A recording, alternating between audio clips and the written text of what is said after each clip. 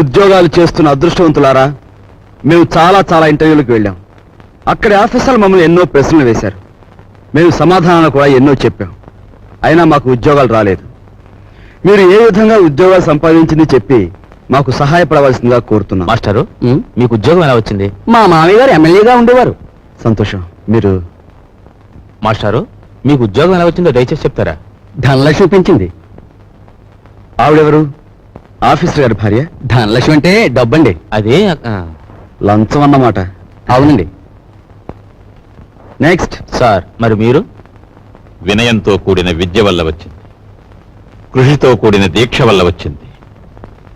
కృషితో నాస్తి దుర్భిక్షం, జపితో నాస్తి పాతకః అన్నారు పెద్దలు.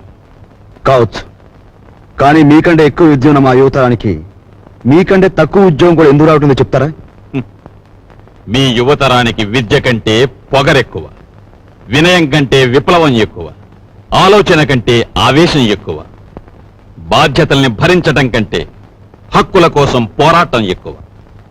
విద్యని వివేకాన్ని వీధులకిడ్చి మీ నిరుద్యోగానికి ఈ వ్యవస్థే కారణం అనుకోవడం తప్పు. ఉద్యోగం ఎలా వచ్చిందంటే మనలూతి కారేశాడు. ఈయనెవర్రా? మా నాన్నగారు. ఒకవేళ నీకేదైనా జవాబు తెలియదనుకో, అది కూడా వినయంగా చెప్పి తప్పకుండా తెలుసుకుంటాను సార్ అనాలి. రిక్షా అన్నట్టు ఇంటర్వ్యూ కార్డు జేబులో ఉందా? ఉంది నాన్న. నువ్వు పదవి. అలాగే పద. నువ్వు రావే. వస్తామ్మా. ఆ ఉద్యోగం రాక మరో ఇంటర్వ్యూ వస్తే అమ్మ శకునం మంచిది కాదేమోనని చెల్లెల్ని, ఆ చెల్లెలు కాదని ఇంకో చెల్లెల్ని, నాకు ఎదురొస్తే ఉద్యోగం రాదేమోనని మా బామ్మ కూడా పక్కకు తప్పుకుని, ఇలా ఒక్కొక్క ఇంటర్వ్యూకి ఎన్నో ఆశలు పెంచుకున్న మా వాళ్ళందరికీ వీడికి ఇక ఉద్యోగం రాదు అనే నిరసన భావంలోకి వచ్చేశారు. ఉదయం మా ఇంట్లో నన్ను చూసేసరికి సుప్రభాతం మరో రకంగా తయారైంది. నిఖిలాంధ్రదేశ నిరుద్యోగ మహాసభాధ్యక్ష, నిదురించు నీదు నిదురే గద లోకరక్ష, ఎంప్లాయిమెంటు ఎక్స్చేంజీలకే పరీక్ష, మా తండ్రి నిద్ర దేశానికి సుప్రభాతం.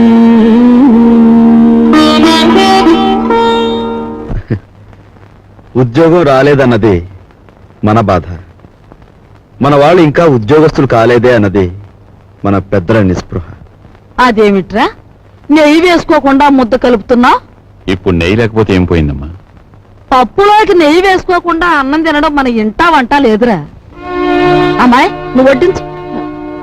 ఇంట్లో నేను నిండుకుందత్తయ్య. అయ్యో అయ్యో, పచ్చని సంసారంలో పంచామృతాలు నిండుకుంటే పంచమహాపాతకాలు చుట్టుకున్నట్టేనే. చేతిలో డబ్బు లేక ఆ నెయ్యి నేనే కొనలేదమ్మా. నీకు ఎప్పుడు ఏ పని చేయడానికి డబ్బు ఉంది? ఈ సంసారం నీ హయాంలోకి వచ్చిన తర్వాత పప్పులోకి నెయ్యి కరువే, నెత్తి మీదకి నూనె కరువే. ఏం ఉద్యోగం చేస్తున్నావో, ఏమి ఎలగ పెడుతున్నావో, ఆ మహారాజు కడుపును పుట్టావు.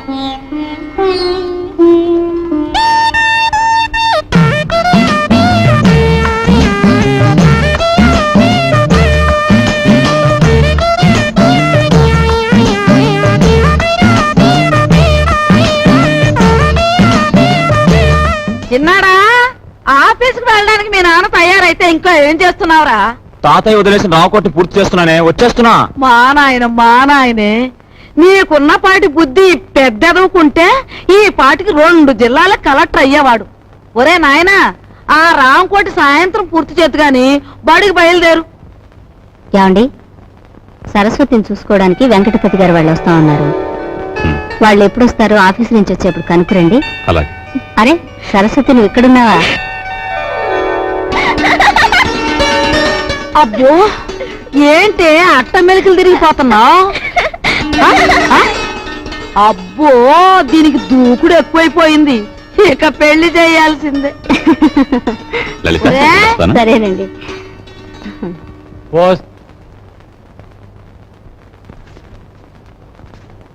అన్నయ్య, నువ్వు మా అత్తవారికి బాకీ పడిన కట్నం డబ్బు చెల్లించలేదని మా మామగారు అత్తగారు నన్ను ప్రతి క్షణం రాచి రంపాన పెడుతున్నారు. నువ్వు వెంటనే ఆ డబ్బు చెల్లించి నాకు ఈ నరకయాతన తప్పిస్తావని ఆశిస్తున్నాను. ఇట్లు నీ చెల్లి సావిత్రి. ఉత్తరం ఎక్కడి నుంచిరా? సావిత్రి దగ్గర నుంచా? చెంచకుండానే. ఆఫీస్ ఉత్తరంలే అమ్మా. ఆహా. ఏం రాపిగా, నీకు డబ్బులు ఇవ్వాలి కదా, 2 రోజుల్లో ఇస్తాలేరా? అట్టగానండి. లక్ష్మి, వెళ్ళవే, రిక్షా ఎక్కువ. రండి.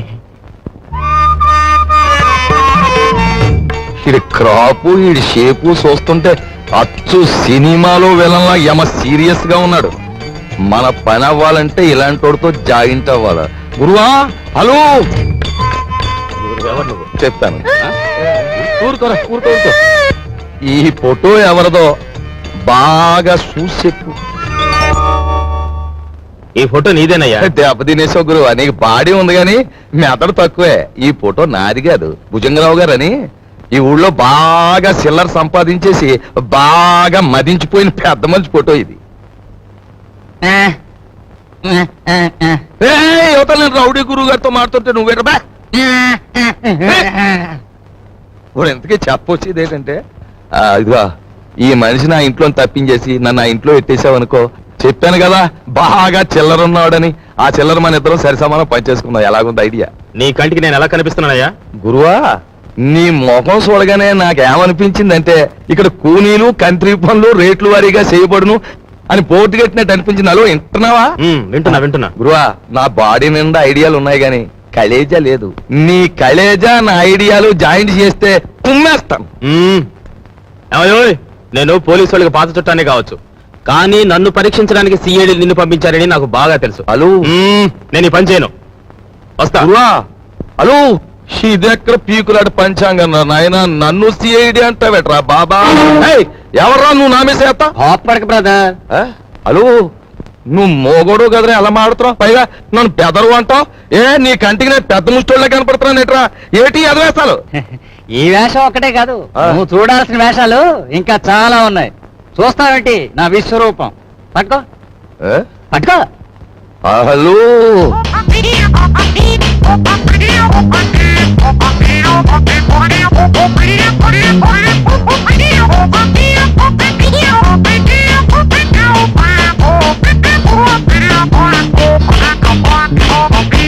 ఇప్పుడే అంట. నీ బాడీ అంతా తూసినా చేరు మాంసం ఉండదు, బుర్రలో ఎంత మాయ ఉందిరా బాబా. ఈ మాయే కాదు, మాయగాళ్ళకి మాయగాడు మా బాస్ మాయల పకిరిగాని చూపిస్తాను. పద. హలో, పద. నువ్వు ఇక్కడే ఉండు బ్రదర్.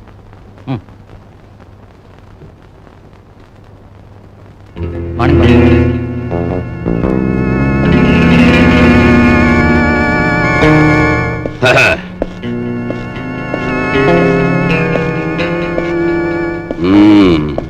ఏరా, నీ పేరు వరాలా?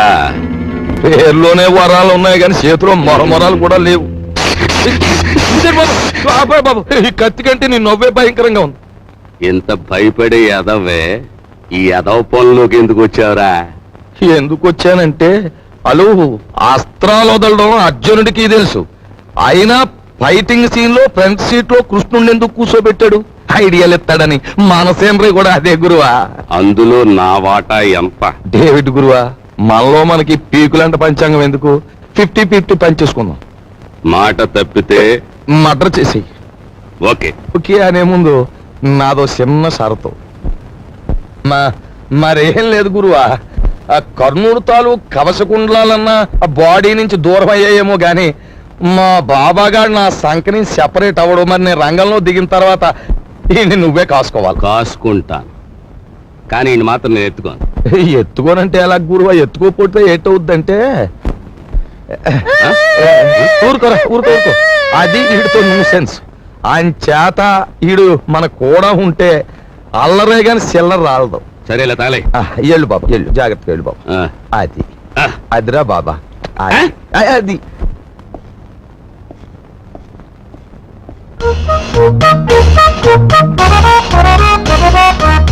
బాబు, నువ్వు చూసుకోవాల్సిన శాంతి అదే. బాగా చూసావా? నిజమే వరాలా? నువ్వు చెప్పినట్టు ఇద్దరు రూపురేఖలు ఒక్కలాగే ఉన్నాయి. నవకాయ బాబు, ఇది ఆఫీసు. ఇదిగో ఆయన వాకింగ్ చూశాం కదా, ఆయన టాకింగ్ కూడా విన్నాం. పద పద.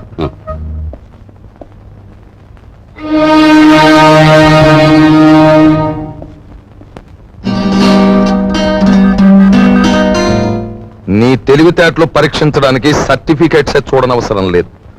నిన్ను 3 ప్రశ్నలు అడుగుతాను, జవాబు చెప్పు. అడగండి. నంబర్ 1, తాజ్ మహల్ నిర్మాణంలో పాల్గొన్న కూలీలు ఎంతమంది? నంబర్ 2, రామాయణాన్ని వ్రాసిన వాల్మీకి భార్య పేరేమిటి? నంబర్ 3, 10 పైసల నాణానికి ఎన్ని వంకర్లుంటాయి? Come on tell me. చెప్పలేవా? ఇంత చిన్న ప్రశ్నలకే సమాధానం తెలియని వాడివి అసలు ఈ ఇంటర్వ్యూకి ఎందుకు వచ్చావు?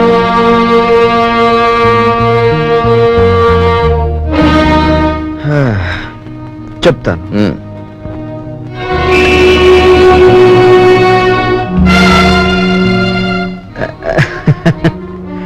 అనవసరంగా బెదిరిపోకండి సార్. ఇది నా 61వ ఇంటర్వ్యూ. అంటే నా సహనానికి షష్ఠి పూర్తి జరిగిపోయింది. అసలు నేను ఉద్యోగానికి పనికిరాను, లేదా నన్ను ఇంటర్వ్యూ చేయడానికి ఆఫీసర్గా మీరు పనికిరారో ఇప్పుడు తేల్చుకుంటాను. సార్, వాల్మీకి భార్య పేరు మీరు వినలేదు, నేను వినలేదు. కానీ పెళ్ళైన దగ్గర నుంచి మీరు మీ భార్యను చూస్తూనే ఉన్నారు. ఆవిడ చేతికి ఎన్ని గాజులున్నాయో మీరు చెప్పగలరా?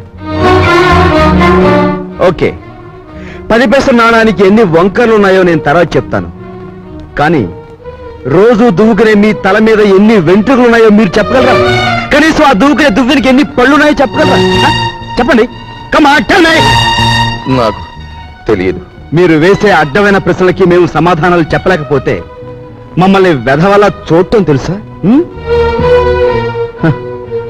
మిమ్మల్ని చంపకుండా ఎందుకు వదులుతున్నానో తెలుసా? మిమ్మల్ని చంపి నేను హంతకుడుగా మారటం వల్ల మా సమస్యలు పరిష్కారం కావు. అందుకు గుడ్ బై.